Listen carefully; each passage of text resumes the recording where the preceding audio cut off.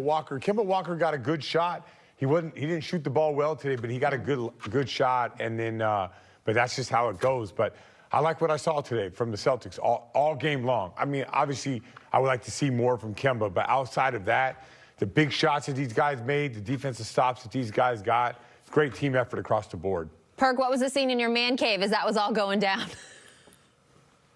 Well, I mean, you know, seriously, I'm with Scal, though, Abby. I thought this was a great game all across the board. This was old school. The score was 96-95.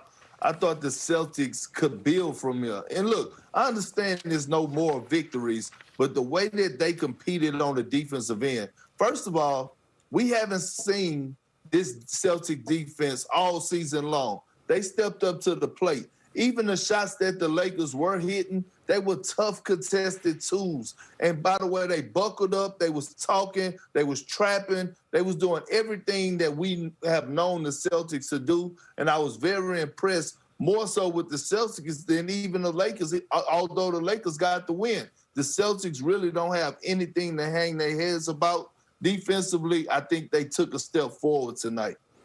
All right, I know we don't really want to see it again, but let's go through the wild sequence at the end of the fourth and to end this game. And you guys tell me what could have changed, what could have gone differently. Everything was perfect, just a better pass right there. Jaylen Brown in the open court, one dribble right to the rim. But everything else outside of that, I'm good with. And like you said, Scal, Kemba was ice cold. I mean, I would argue he hesitated on taking that shot. You thought so? I feel like there was a moment. I feel like he thought about it. Show me where you think that.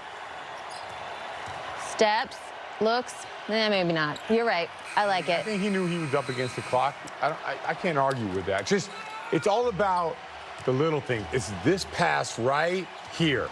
If that pass is on time, on target, Jaylen Brown goes to the basket. Lakers call timeout. I mean, I don't have a problem with that shot at all. Perk, I gasped in that Kemba Walker pass up to Jaylen Brown, though, because in my mind it was 2 straight games where it was Kemba and that turnover in those clutch moments.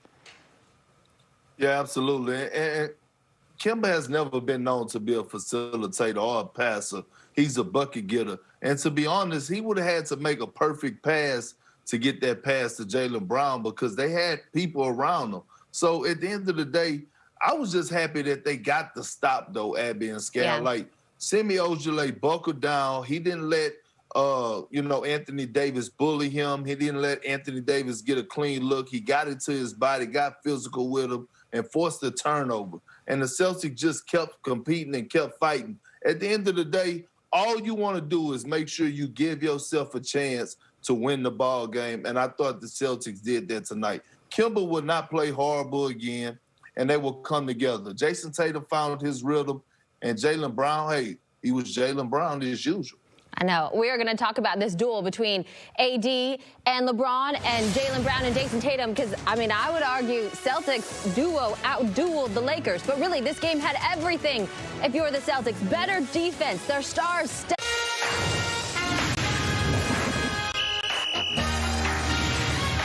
Back here on Celtics Postgame Live, adding injury to insult in this 1-point loss to the Lakers. Marcus Smart went down in the second half.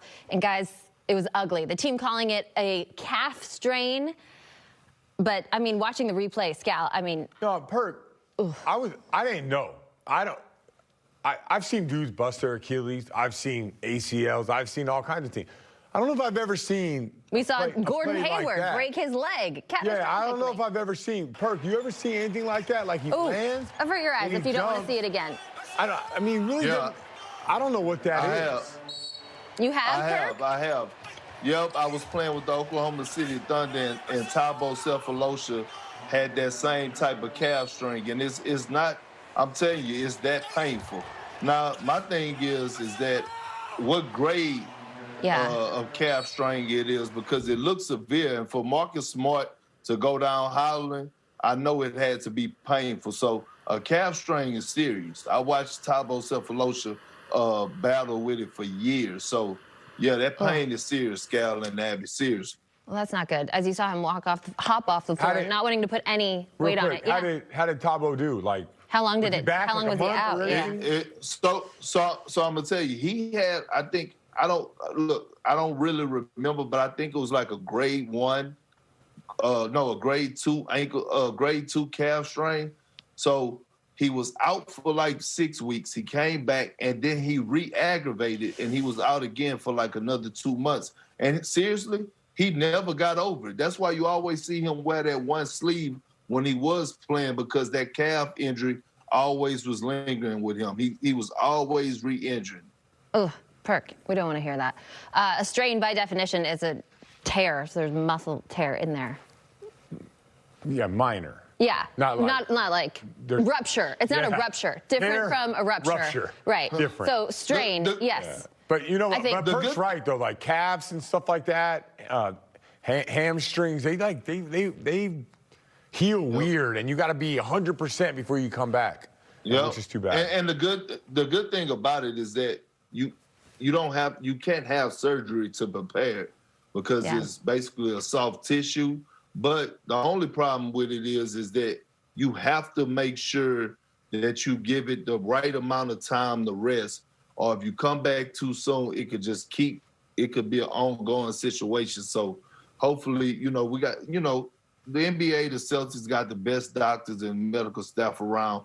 We just can't rush Marcus Smart back.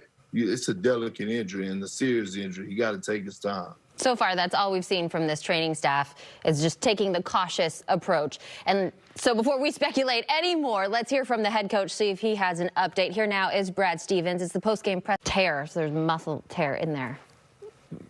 Yeah, minor. Yeah, not like rupture. It's not a rupture. Different from a rupture. Rupture. Right. Different. So strain, yes. Yeah. But you know what? But Perk's right though. Like calves and stuff like that, hamstrings. They heal weird, and you got to be 100% before you come back.